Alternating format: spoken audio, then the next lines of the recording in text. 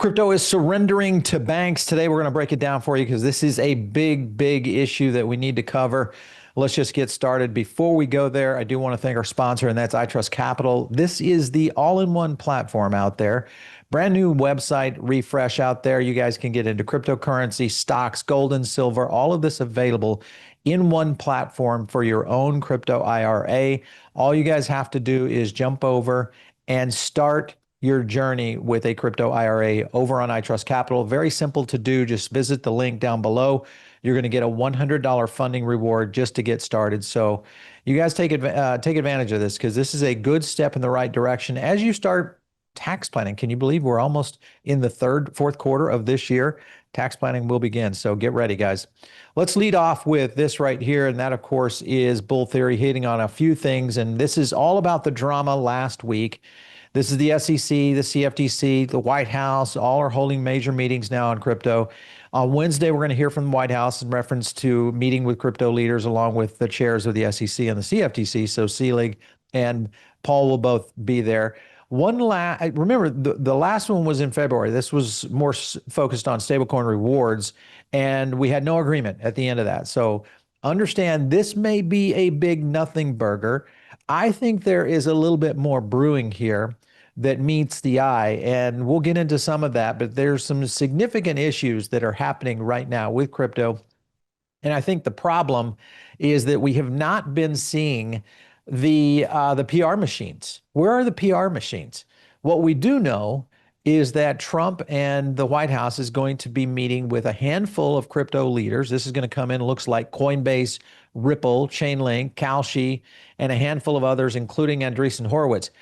Here's my question, guys. Why are we not seeing Ripple and Coinbase out there pushing hard to at least position the industry? So where is the PR teams? Where are the people? You guys, of course, are welcome on the show because I'd love to find out where you guys think we're heading and what, in fact, do we need to prepare for as we start to move into this meeting with Trump and the White House. Let me go to a clip real quick because this will get into a little bit more detail on what Matt Hougan thinks is going to happen around winners and losers. Take a look. When I look at who's attending, it's a lot from the crypto exchange side. It's a lot from the traditional exchange side, folks like the CME, ICE, the DTCC. I think topic number one is actually going to be tokenization. As you know, there's this huge change in how we trade everything. We're going from 9:30 to 4 to 24/7. We're going from calendar futures to perpetual futures. I think we're going to talk about this mega trend of tokenization. And the bigger winners from this, sort of the key winners, I think are actually the DeFi apps, things like Uniswap, Aave, maybe Hyperliquid, even oracles like Chainlink. The reason for that is those apps are priced today like they're serving the crypto market, which is a $2 trillion market. This kind of meeting says those apps are actually going to serve the equity market, that's a $150 trillion market, or the bond market, that's a $200 trillion market. So one thing that Matt is getting at here is how is this coming together? Notice the heads of the companies that are visiting there. You've got both crypto and you also have traditional finance. And I think that's the key right here is I think this is finally a point where the White House is going to position crypto to simply say it's time to bend the knee. TradFi is taking over. You've got the issue now around DeFi that is probably going to end up with mostly institutional capital flowing into DeFi. Question there will be, how does this play out? This is not going to end well, I do not think. All right, so where is Cynthia Lummis? That's my question. This is the person that has been behind the face of crypto for quite some time. Has she finally been in a position where she's simply saying, bow out gracefully, because at this point, it looks as though the banks are going to win. Let's take a look at this also, and that is the direction of the Treasury. You've got Bessent sitting here right now simply saying, hey, we're going to propose that these rules take effect. You've got a 60-day public comment period. Now, I think what's going to go on here is that the banks are going to use this 60 days to continually attack against banning stablecoin yields. And this, of course, is very bad for crypto because we don't have any voices out there pushing against this right now. It seems as though the industry has gone quiet, and this all points to a problem that could be brewing right now, and that is going to put up the gates around a lot of this infrastructure that is going to be dealing with essentially what the stablecoin and Genius Act have put in play. Now, the bankers still have some interesting things to say here, and how they approach it. Well, take a look at this clip and you'll see what I mean. I was in a lot of the rooms where we were having these conversations, agreement in principle on how interest-like payments will be prohibited on payment stablecoins, but there will be an allowance for rewards to be made for, bona fide activities, certain transaction-based rewards. But where things stand now is kind of the same place they've stood since early May, since the markup. The actual legislative text that's intended to implement that principle doesn't quite do the job. And so, we've continued to advocate for a pretty narrow set of changes.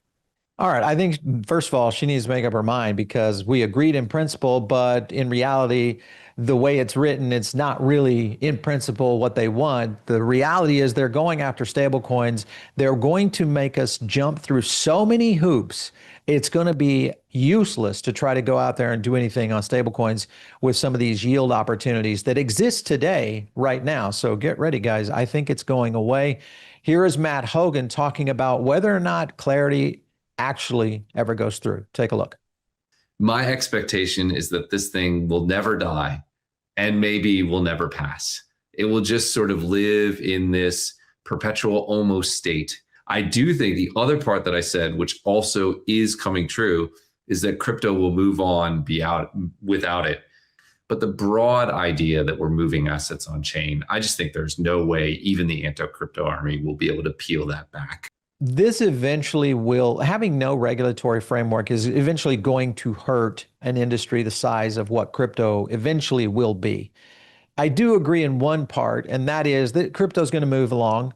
The only problem is it may move along without the United States as being the linchpin of where the financial infrastructure is going to be built. Now, granted, yes, you're going to have a lot of infrastructure being built around tokenized assets. I get that. But this is a huge thwart to innovation if we don't see some sort of implementation for regulatory framework. So not a good look, I think, in general. And this only kind of confirms a little bit more of what I'm believing here. And that is what Saylor is doing. And that is fact that they're not buying Bitcoin. You've got essentially 8 consecutive weeks now, another pause on it. Company also sold 3.46 million shares of Master last week. So they raised another 333 million, all of that. And none of it went into Bitcoin. So that looks as though Saylor has finally yielded to what's happening here with the industry and maybe what's going on within the framework of regulation. And here's them just kind of, I feel like this is kind of just coping with the issue. And that is their statement here, strategy statement. And that is digital assets are assets. Index providers should measure markets, not decide which asset companies are allowed to own. That only tells me because you're not going to be in the group.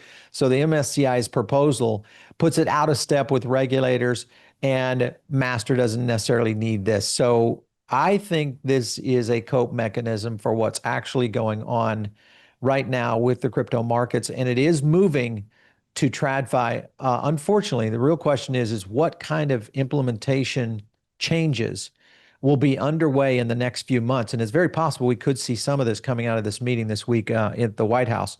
Here's Matt Hougan again, because he talks about where the narratives are going to come from. Take a look.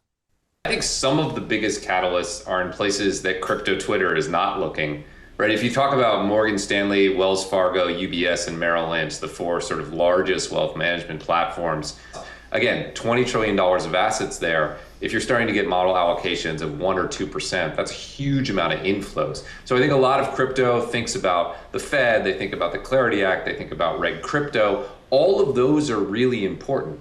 But many of the biggest catalysts are actually internal to these wealth management platforms that are going to be the marginal buyer of the large cap assets, I think, over the next few years. And I would watch for those sort of small news stories that actually trigger tens of billions of dollars of flows on a persistent basis for years in the future. Okay, so Matt is right. Crypto Twitter doesn't actually hit on that. We've touched on this multiple times, is that at some point there will be a landslide shift in how TradFi starts to deal with this. The one pushback that I have with what Matt's thesis is really how the narrative is going to be pushed out into the public. And what I mean by that is the ability to get true adoption scale. And because remember, again, maybe the industry has been kind of on that, defensive, offensive play, and a lot of people have been a little unsure of investing. I think we're still kind of in that position. So it is going to be a matter of adoption curves and cycles. Now, if it takes a whiff and we start to see growth, yeah, I think that could be the case, and Matt might be right with that. But this is something we've been talking about for quite a while. The only problem is it had not been happening just yet. Could this be the signal where it is going to happen? We'll see. All right, one of the things that Matt's getting at is here's the example right here of UBS. This is they've more than quadrupled their BlackRock Bitcoin ETF position to nearly 90 million. Granted, guys, that's very small in general terms, but it does give you a signal that maybe there is more coming. I'll look for this as we start to see real numbers start to pile into crypto, maybe this fall. As we look at the market maybe starting to correct a bit, you can, of course, always count on Tom Lee, and Tom Lee's BitMine continued to add more ETH last week, not like strategy. And he is, of course, bringing his total holdings to 5.8 million ETH. 5.8 million ETH tokens, guys, just so you understand. This is unreal.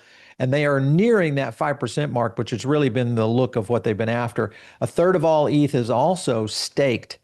34.4% right now of Ethereum's supply is now staked, which is a huge share of the supply, all locked up. And this is something we talked about ad nauseum, I feel like, and that is the opportunity for investors to finally figure out that Ethereum actually is one of the key assets to be able to invest in, especially in some of these areas like what BitMine is doing. So listen, this week is going to be huge. You've got these meetings that I think will give the narrative. Watch for a few things. First of all, watch for some gaslighting, because we're going to see it. Also watch for some very specific players. Some of those from SIFMA that will be playing into this, who are all looking at how the SEC and the CFTC are going to construct this rulemaking and what kind of message, because remember, it's the White House that actually stopped the SEC from doing their release of how they were going to go forward. And I think this all gets into the negotiation around clarity. Now, does it mean it's going to happen? Who knows? We'll see, but there are a lot of players now at the table, so stay tuned.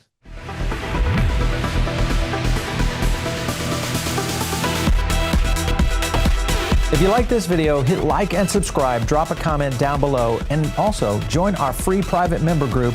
The link is in the description.